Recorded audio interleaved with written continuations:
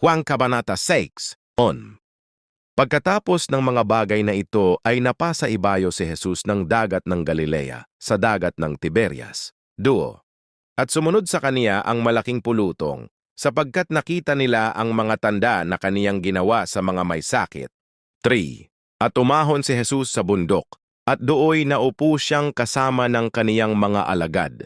4. Malapit na nga ang Paskua, ang kapistahan ng mga Hudyo. Sormjas.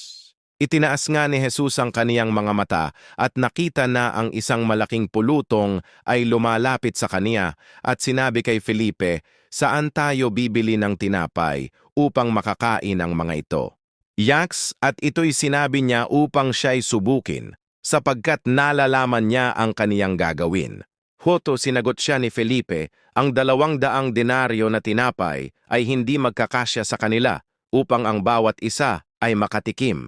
At sinabi sa kaniya ng isa sa kaniyang mga alagad, ni Andres na kapatid ni Simon Pedro, "Nainain may isang batang lalaki rito na may 5 tinapay na sebada at 2 isda. Datapuat ano ang mga ito sa marami?" 10. At sinabi ni Jesus, "Papaghigain ninyo ang mga tao. May damong marami sa dakong yaon. Kaya't nangaghiga ang mga lalaki, na ang bilang ay may 5,000. R7O. Kumuha nga si Jesus ng mga tinapay, at nang makapagpasalamat siya, ay kaniyang ipinamahagi sa nangakahiga. Gayon din naman ang mga isda na kasindami ng kanilang minagaling. 12. At nang sila'y mga busog, ay sinabi niya sa kaniyang mga alagad, "Tipunin ninyo ang mga pirasong nangatirang labis upang walang masayang." 13. Kaya tinipon nila at pinuno ang 12 bakol ng mga pirasong mula sa 5 tinapay na sebada na nangatirang labis sa nagsikain. 13. Nang makita nga ng mga tao ang tanda na ginawa niya, ay sinabi nila, "Tunay nga ito ang propeta na paririto sa sanglibutan." 15. Dahil dito'y pagkatalastas ni Jesus na magsisilapit sila at siya'y kukunin upang gawin siyang hari, ay umurong siyang magisa sa bundok. 16. At nang gumabi na, ay nagsibaba ang kaniyang mga alagad sa dagat. 17. At nagsakay sa daong, at nagsitawid sa ibayo ng dagat patungong Capernaum, at madilim na, at hindi pa dumarating sa kanila si Jesus. 18. At ang dagat ay nababagabag dahil sa malakas na hanging humihihip. 19. Nang makapagsagwan nga sila na may 25 o 30 estadyo, ay nakita nila si Jesus na lumalakad sa ibabaw ng dagat at lumalapit sa daong, at sila'y nangatakot. 20. Datapuat sinabi niya sa kanila, "Ako nga, huwag kayong matakot." 21. Kaya't minabuti nilang siya'y pasakayin sa daong, at pagdakay dumating ang daong sa lupang patutunguhan nila. 22. Kinabukasan, ang pulutong na nakatayo sa ibayo ng dagat, nang makita na wala roong ibang daong kundi isa, at si Jesus ay hindi sumakay roon na kasama ng kaniyang mga alagad, kundi ang kaniyang mga alagad lamang ang nagsialis. 23. Gayunmay may dumating na mga daong na mula sa Tiberias, malapit sa dakong kinainan nila ng tinapay, matapos magpasalamat ang Panginoon. 4. Nang makita nga ng pulutong na wala roon si Jesus, ni ang kaniyang mga alagad man, ay nagsisakay din sila sa mga daong, at nagsiparoon sa Capernaum, na hinahanap si Jesus. 25. At nang siya'y masumpungan nila sa ibayo ng dagat, ay sinabi nila sa kaniya, "Rabi, kailan ka naparito rito?" 21. Sumagot si Jesus, at sinabi sa kanila, "Katotohanan, katotohanang sinasabi ko sa inyo, hinahanap ninyo ako, hindi dahil sa inyong nakita ang mga tanda, kundi dahil sa nagsikain kayo ng mga tinapay, at kayo'y nangabusog." 27. Huwag kayong magsigawa dahil sa pagkaing napapanis, kundi dahil sa pagkaing tumatagal hanggang sa buhay na walang hanggan, na ibibigay sa inyo ng anak ng tao, sapagkat siya ang tinatakan ng Diyos Ama. 28. Sinabi nga nila sa kaniya, "Ano ang aming gagawin upang aming magawa ang mga gawa ng Diyos?" Bundi danini sumagot si Jesus at sinabi sa kanila, "Ito ang gawa ng Diyos, na inyong sampalatayanan ang kaniyang sinugo." 30. Sinabi nga nila sa kaniya, "Ano nga ang iyong ginagawang tanda, upang aming makita at ikaw ay aming sampalatayanan. Ano ang iyong ginagawa? 31. Ang aming mga magulang ay nagsikain ng manna sa ilang. Gaya ng nasusulat, pinakain niya sila ng tinapay mula sa langit. 32. Sinabi nga sa kanila ni Jesus, katotohanang sinasabi ko sa inyo, hindi si Moises ang nagbigay sa inyo ng tinapay mula sa langit, kundi ang aking Ama ang nagbibigay sa inyo ng tunay na tinapay mula sa langit. 33. Sapagkat ang tinapay ng Diyos ay yaong bumababa mula sa langit at nagbibigay buhay sa sanglibutan. 34. Sinabi nga nila sa kanya, Panginoon, bigyan mo kami kailanman ng tinapay na ito. 35. Sinabi sa kanila ni Jesus, Ako ang tinapay ng buhay. Ang lumalapit sa akin ay hindi magugutom, at ang sumasampalataya sa akin ay hindi mauuhaw kailanman. 36. Datapuat sinabi ko sa inyo na ako'y inyong nakita at gayon may hindi kayo nagsisisampalataya. 37. Ang lahat ng ibinibigay sa akin ng Ama ay lalapit sa akin, at ang lumalapit sa akin ay hindi ko itataboy. 38. Sapagkat ako'y bumaba mula sa langit, hindi upang gawin ang aking sariling kalooban, kundi ang kalooban niyaong nagsugo sa akin. 39. At ito ang kalooban niyaong nagsugo sa akin, na sa lahat ng ibinigay niya sa akin, ay huwag akong mawalan ng anuman, kundi bagkus ibangon ko sa huling araw.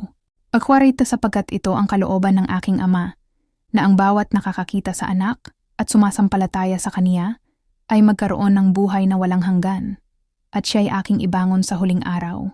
41. Ang mga Hudyo nga ay nangagbulong-bulungan tungkol sa kaniya, sapagkat kaniyang sinabi, Ako ang tinapay na bumaba mula sa langit. 42. At sinabi nila, Hindi baga ito si Jesus, na anak ni Jose? Nakilala natin ang ama at ina? Paanong sinasabi niya ngayon? Ako'y bumaba mula sa langit. 43. Sumagot si Jesus at sinabi sa kanila, Huwag kayong mangagbulong-bulungan sa isa't isa. 44. Walang taong makalalapit sa akin, maliban na ang Ama na nagsugo sa akin ang sa kaniya'y magdala, at siya'y aking ibangon sa huling araw. 45 na susulat sa mga propeta, at silang lahat ay tuturuan ng Diyos. Ang bawat nakarinig sa Ama at natuto ay lumalapit sa akin. 46. Hindi na ang sinumang nakakita sa Ama, maliban sa kaniya na mula sa Diyos, siya ang nakakita sa Ama. 49. Katotohanan.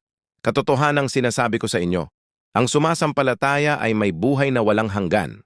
48. Ako ang tinapay ng buhay. 49. Ang inyong mga magulang ay nagsikain ng manna sa ilang at sila'y nangamatay.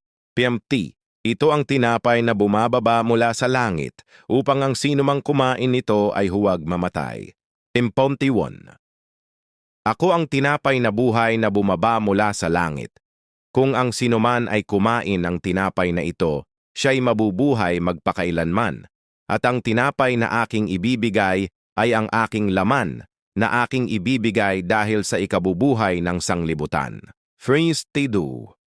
Nagtalo-talo nga ang mga Hudyo sa isa't isa na nagsasabi, paanong maibibigay sa atin ng taong ito ang kaniyang laman na makakain? 53. Sinabi nga sa kanila ni Jesus, Katotohanang sinasabi ko sa inyo, maliban na kainin ninyo ang laman ng anak ng tao at inumin ninyo ang kaniyang dugo, ay wala kayong buhay sa inyong sarili. 54. Ang kumakain ng aking laman at umiinom ng aking dugo ay may buhay na walang hanggan, at siya'y aking ibangon sa huling araw. 55. Sapagkat ang aking laman ay tunay na pagkain, at ang aking dugo ay tunay na inumin. 56. Ang kumakain ng aking laman at umiinom ng aking dugo ay nananatili sa akin at ako'y sa kaniya. 57. Kung paanong sinugo ako ng Ama na buhay, at ako'y nabubuhay dahil sa Ama. Gayon din naman ang kumakain sa akin ay mabubuhay dahil sa akin. 58. Ito ang tinapay na bumaba mula sa langit, hindi gaya ng kinain ng inyong mga magulang at sila'y nangamatay. Ang kumakain ng tinapay na ito ay mabubuhay magpakailanman. 59. Ang mga bagay na ito ay sinabi niya sa sinagoga, samantalang siya'y nagtuturo sa Capernaum. 6:2. Maraming nga sa kaniyang mga alagad, nang marinig ito ay nagsabi, matigas ang pananalitang ito. Sino ang makakatanggap nito? 61. Datapuat nalalaman ni Jesus sa kaniyang sarili na ang kaniyang mga alagad ay nangagbulong-bulungan tungkol dito, ay sinabi niya sa kanila, "Ito bagay ikinababagabag ninyo? 62. Ano nga kung makita ninyong umaakyat ang anak ng tao sa kinaroroonan niya ng una? Exetris, ang espiritu ang nagbibigay buhay. Ang laman ay walang pinapakinabang anuman. Ang mga salitang aking sinalita sa inyo ay pawang espiritu at pawang buhay." 64.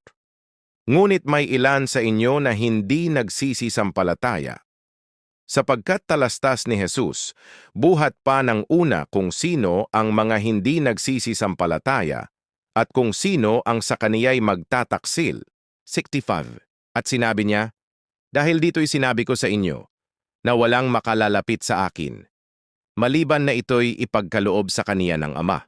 66. Ang buhat nga noon ay nagsitalikod ang marami sa kaniyang mga alagad at hindi na nagsisama sa kaniya. 67. Sinabi nga ni Jesus sa 12, "Ibig din ba ninyong magsialis?"